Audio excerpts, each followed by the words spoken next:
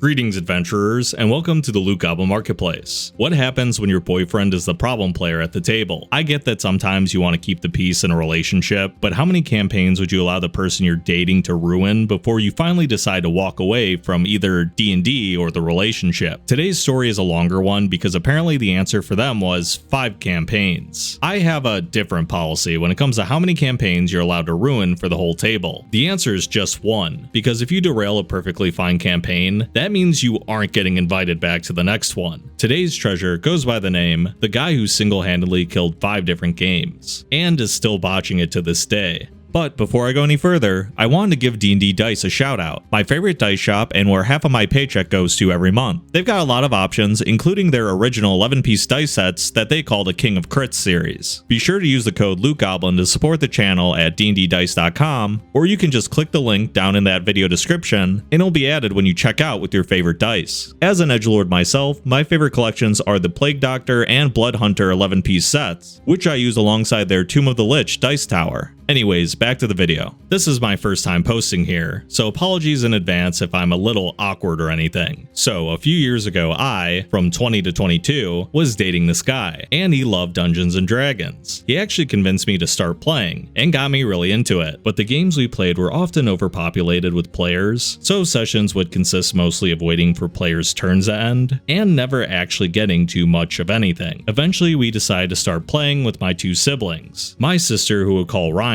24 to 26, and my brother, 14 to 16, who we'll call Peter, since we figured a smaller group would create a more enjoyable game. I had no idea that the tedious, many-playered games of old had completely protected me from learning the truth about this player. It genuinely seemed like it would be a really good change of pace to finally get to play small, simple games with just a few players. It has been 5 games, several almost games, and I'm finally free from this disaster of a player/DM. So I'm more than ready to dish. We'll call him Kevin, 22 to 25. Now I should mention that before things got crazy, there was an almost game, which was actually canceled because our friend wasn't keeping up with his college work. Honestly, points to Kevin. This one wasn't his fault. He did reveal in less than half an hour that Ryan's secretly drow character was a drow though, so there's that. From this point forward, all our games consisted of only the 4 of us. Game 1, Waterdeep. Kevin is DM, and dang was that first real game a doozy. I was playing a drow noblewoman who was notably a surface-living, sun-proof, sheltered as heck princess of a woman. Ryan was playing a male human cleric, and Peter was a female tiefling paladin. Due to our small party size, Kevin also played a DMPC, who was a female fighter/rogue half-elf. Initially he assured us that she wouldn't make much of an impact, apart from additional DPS. He failed to mention that she was 1 level higher than us, and min-maxed. It's hard to explain, but the way Kevin DM'd things just had to go a certain way. Something about the way that Kevin set up scenes would force certain characters into center stage, and prevent other characters from having a voice. The character who we always put center stage was Ryan's cleric, which meant that Peter and I were out of luck. The game was kinda like a cheap slice-of-life anime with fantasy settings in Kevin's head. And like a cheap anime, some characters just wouldn't have screen time, and those who did suddenly had the world revolve around them, as they were subjected to wacky anime shenanigans. Kevin would even describe our characters' exact reactions and feelings for us in order to make sure things happened exactly how we wanted, even if it was extremely out of character for our characters. Peter's character was the first one to be stepped on by the anime hammer, since she was going to have a slightly unhinged personality and sort of slowly reveal this. Unfortunately, because of the way Kevin DM'd, Peter's character was forced into being little more than a shy, tough girl. The one time Peter tried to have her make an off-color joke about how to clean up a body, Kevin threatened an alignment check and to take away her paladin powers. I don't think any of us knew we were even playing with alignments. Kevin also insisted on making comments about how top-heavy Peter's tiefling was, and she had an anime boob fall at least once with Ryan's cleric. The character wore a full plate of armor, so I don't know how he fell into that. Yeah, you gotta love anime shenanigans that just completely ignores basic physics. Gotta have that plot, right? We're already off to a really bad start here. Anytime you're explaining the exact feelings, actions, and emotions of the characters as the Dungeon Master, you're basically playing the entire game, man. Just calm down, let people have their moments. They'll do stuff cool eventually, you don't have to make the moments for them. Just give them the opportunity to shine. My character, the sheltered drow woman, was pretty much never allowed to do anything. It was like Kevin didn't know what to do with her, so he just sorta did nothing. What little he did also always involved another drow. My character would go into a shop and it would randomly be run by a drider, or she would be at the harbor and happen upon some other drow. This actually meant nothing to her though, because she's never been exposed to her own culture and had no idea what a drider even is, or what the struggles of the drow people were. It made the scenes incredibly awkward, and after that, well, she seriously wasn't allowed to talk. Kevin would just sort of never have a character talk to her, or never let a scene involve her, so that even if I tried to speak up, the NPCs would just ignore my character. But damn, was Ryan's cleric allowed to talk. Kevin, who I'll remind you was my boyfriend at the time, was obsessed with Ryan's cleric. See, every character in the game was sort of pushed into a relationship with some random NPC or another. My character got a drow fellow, Peter got a shopkeeper. We would try and say our characters weren't interested, but that wouldn't do anything to stop the NPC's advances. Ryan's cleric though, he got very special treatment. The DNPC was his forced romance. There was constant flirting with Ryan's cleric, repeated anime boob falls, man this guy can't get enough of that, his clothes getting blasted off twice, and so much sucking up to him. Kevin also made the story pretty much entirely about Ryan's cleric, like the cleric was the protagonist or something. Every mini story focused on the cleric's problems, life, and goals, and the DNPC was always there at his side to help him, except for a small mini adventure where Peter's character got the only magic weapon any of us got in the game, and it was ridiculously overpowered, but I digress. Kevin's DNPC was a rich noble girl who was forced to join the Thieves Guild. Yeah, as one normally does. She had a cursed domino mask that she couldn't take off, and during the session 1 pretended to be a man in order to protect her identity. But Kevin kept making references to how she seemed uncomfortable in men's clothes, and seemed to look longingly at the beautiful dresses worn by the noblewoman, before her being revealed as a woman, which would check out if she didn't wear black leather battle gear 24/7. The way our characters learned all of this though, was that we had to get fancy clothes for a ball, and the drider tailor could just tell she was a woman, I guess, and put her in a super frilly dress. Unlike the second session, poof, her need to hide her identity was gone. She's a woman now. She was also cured of her curse by Ryan's cleric, of course, in like the third session, during an awkward anime hot spring scene. All of this matters for future games because Kevin just couldn't figure out how to stretch out the drama. In terms of the forced romance, Peter's character's treatment was extra bad, so for plot reasons,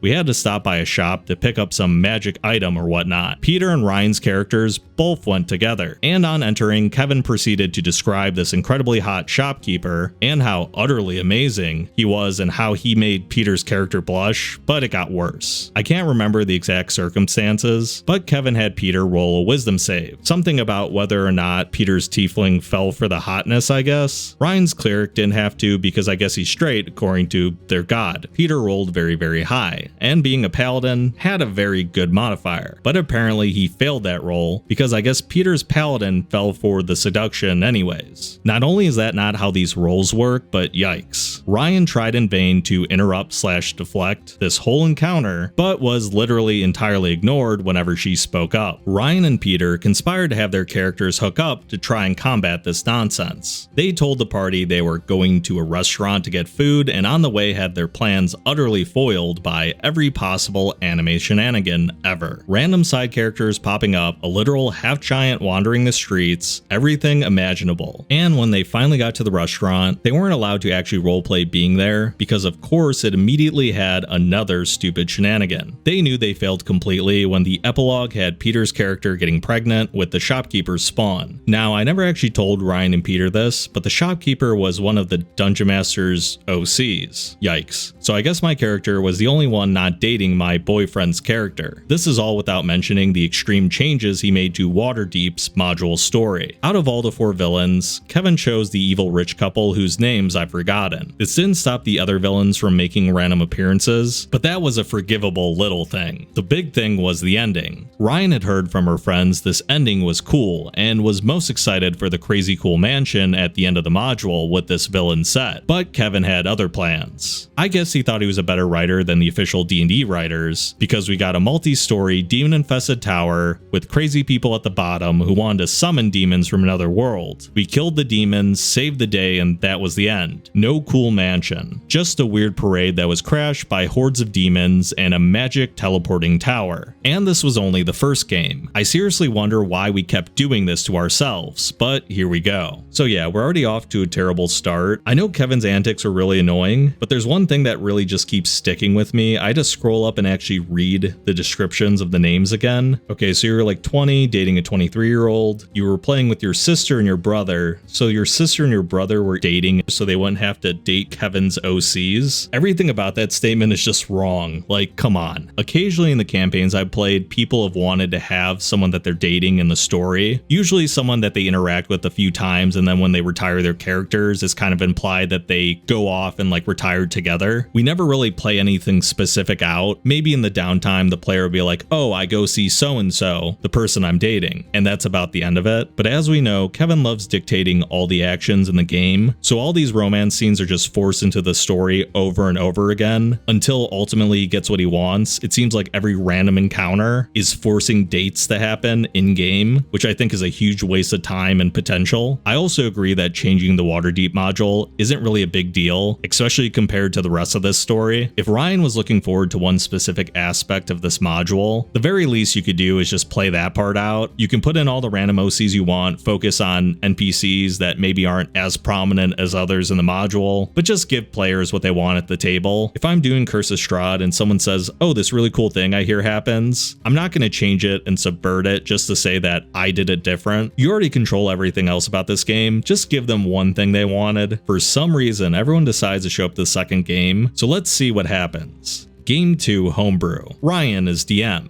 Kevin is a player, so no problems, right? I mean, he can't take over our characters if he isn't the one in charge. Or can he? In this game, I was a male blood hunter human. Ryan had a DMPC who was a male Eladrin fighter. Peter was a male Genasi cleric, and Kevin was a min-max female elf wizard. We were told when this started that this was going to be a pretty serious campaign, so we all made characters with pretty dark backstories to match. Frankly, Kevin's character had the least dark backstory, with both my character and Peter's suffering from dead parent syndrome, and Ryan's DMPC being trapped on the wrong plane with seemingly no way back. That would be completely fine, of course, since you can't compare trauma, except that Kevin's character kept insisting that she had it way worse than everyone else. Everyone else basically never brought up their trauma because it's not exactly casual conversation with strangers. Yeah, come on, Kevin, don't you know the true edgelords keep it to themselves and brood in the corner of the tavern? This is amateur hour, man. Kevin's wizard was a grade A student from an exceedingly wealthy family who was challenged to a duel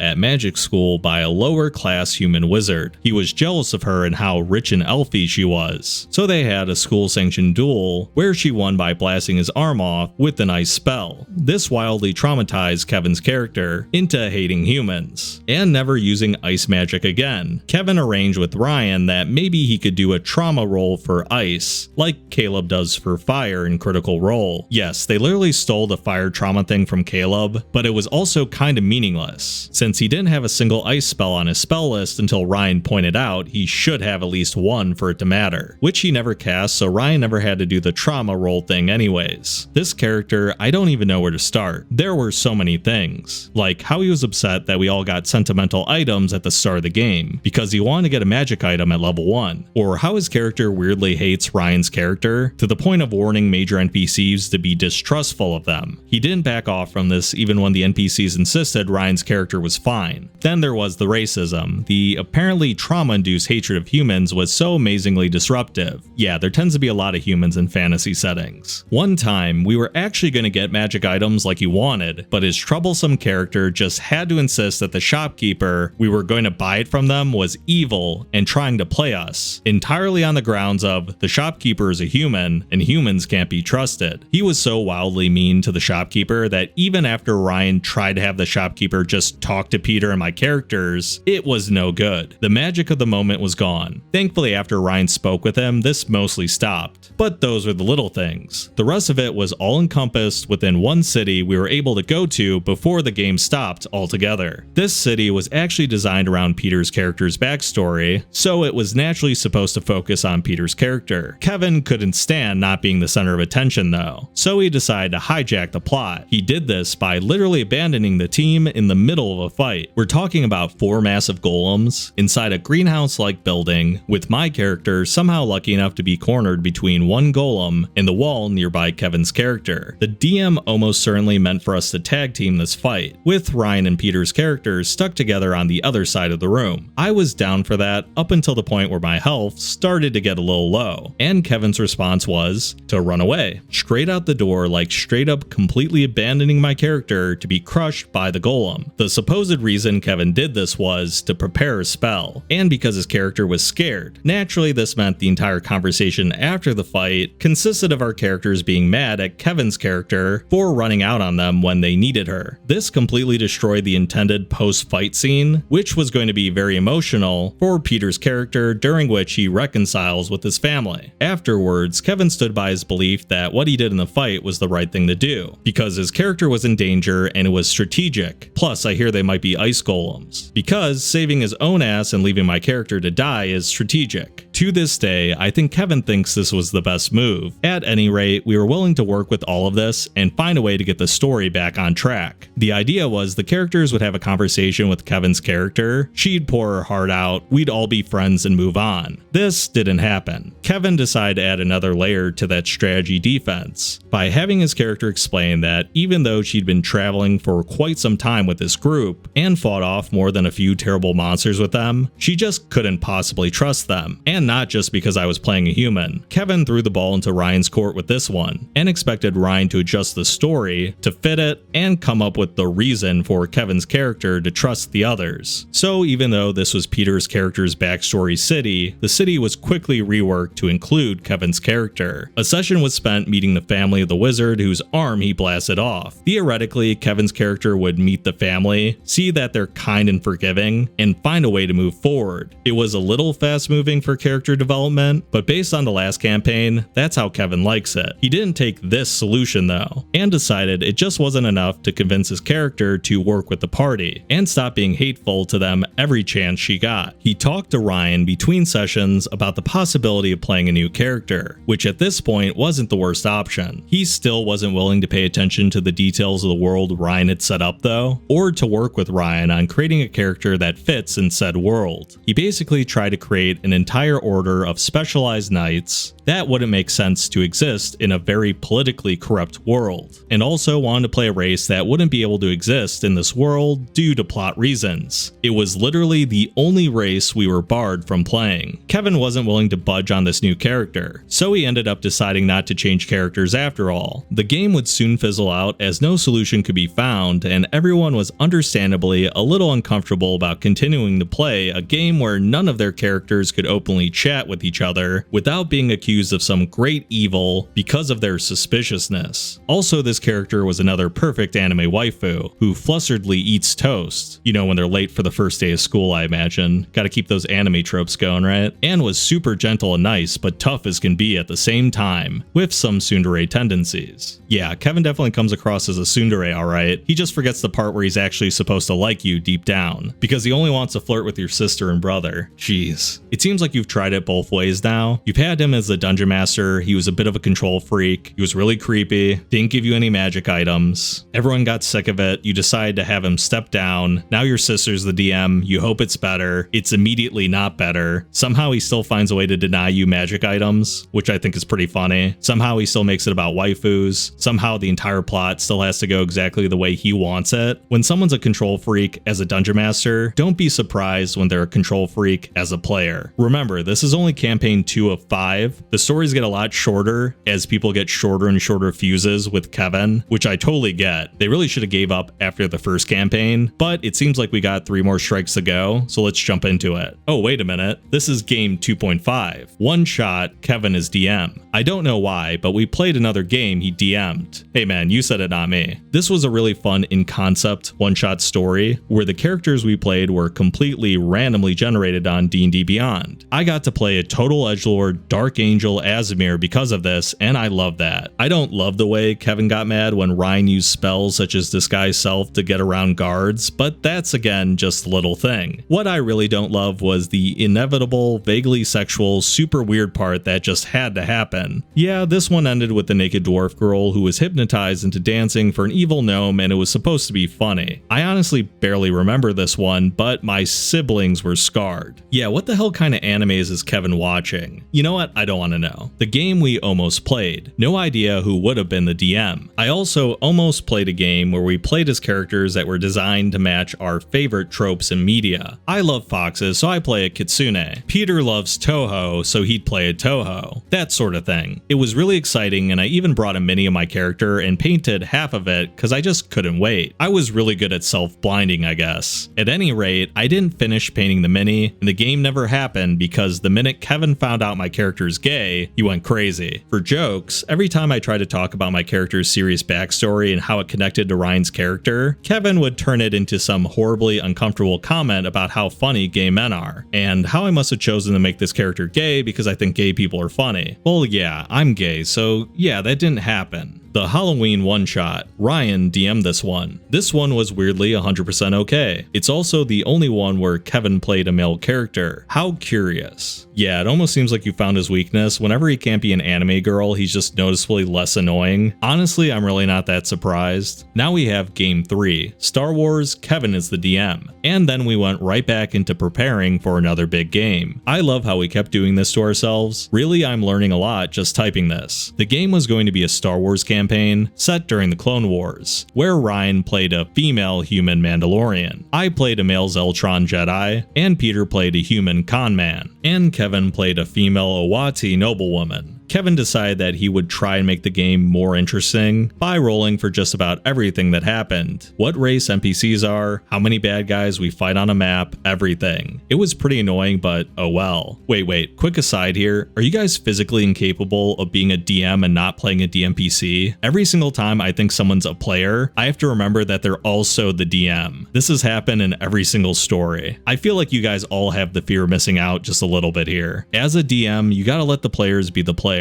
In this game, Kevin also decided to bring back a lot of memorable mistakes he never learned from with the Waterdeep campaign. For example, he decided that our spaceship was pretty damaged, so we'd have to collect parts to fix it as we went. That would have been a pretty cool and interesting side mission, except that he decided, quite like how his DMPC from before problems all just went away, that we would fix the ship entirely almost immediately on the second session, because his super rich, perfect character paid for the repairs. He also repeated the exact same mistake he made with my Waterdeep character during a short trip the characters took to a marketplace. Kevin rolled his dice to see what the NPC running a stall would look like, and somehow decided from the numbers he got that the character would be his Ultron. My best guess is that any number between 1 to 5 would be connected to one of our characters, 6 to 10 would be another, etc., such that it could just as easily have been a Mandalorian. This would have created basically the same problem though, since the rolled characters obviously have nothing to do with our backstories, since he just came up with them on the spot. Also, my Zoltron is a Jedi, so he had no connections to the Zoltron planet, quite like how my Drow had no connections to Drow society. It literally meant nothing to my Jedi, who had been raised in a temple on Coruscant since he was a toddler. But Kevin kept looking at me, waiting for me to act like it meant something huge. There was also the fact he kept using odd and uncomfortable wording for things, such as having multiple NPCs refer to Ryan's character as She-Mando, which was just so uncomfortable, as well as the quiet fear that he was playing yet another flawless, beautiful, light-haired woman who was the absolute picture of what a man wishes feminine grace looked like in real life. The man can't stop making waifus apparently.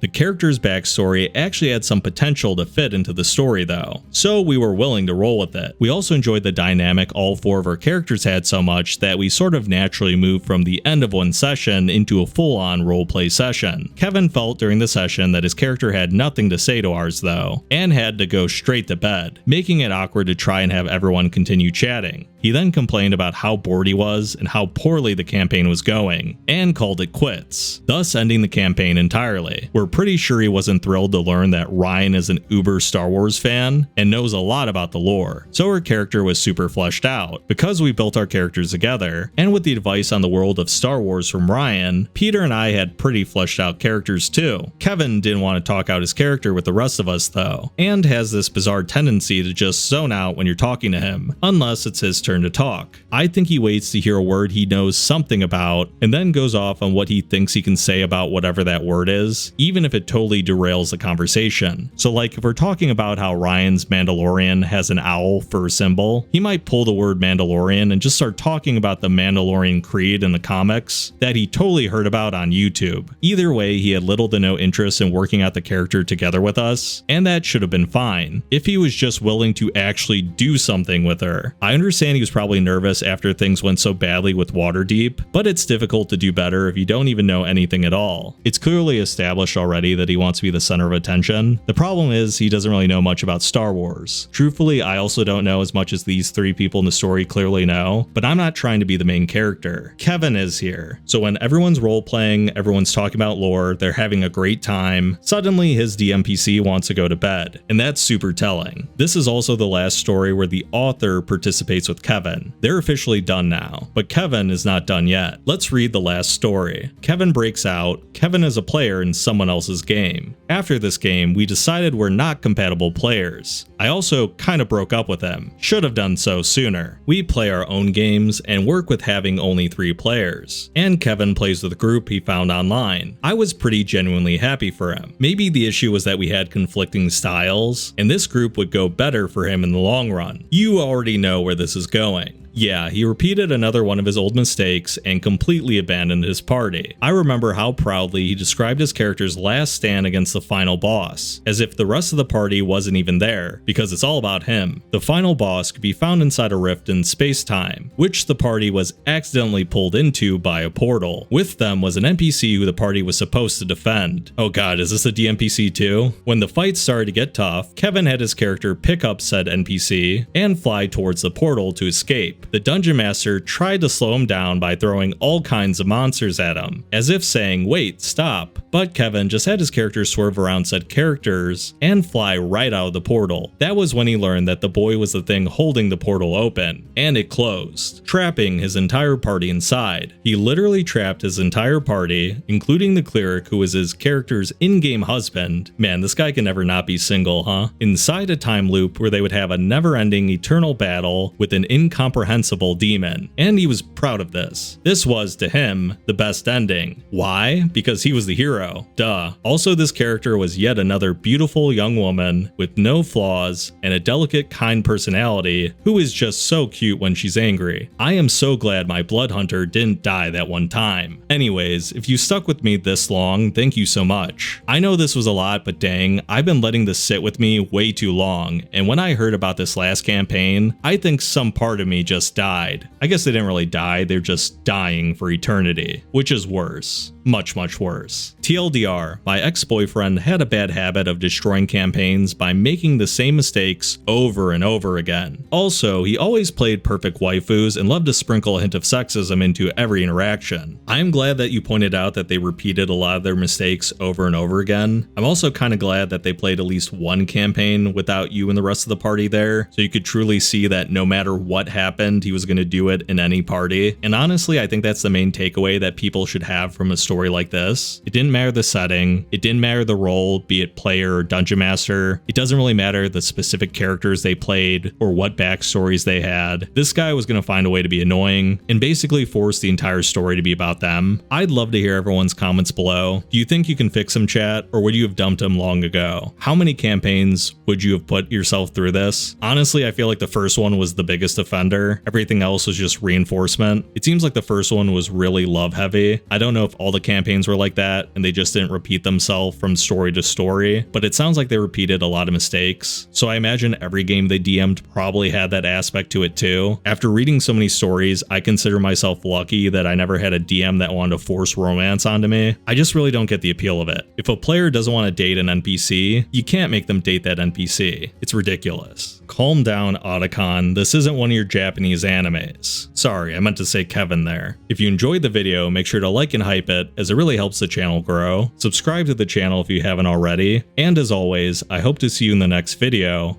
Farewell for now.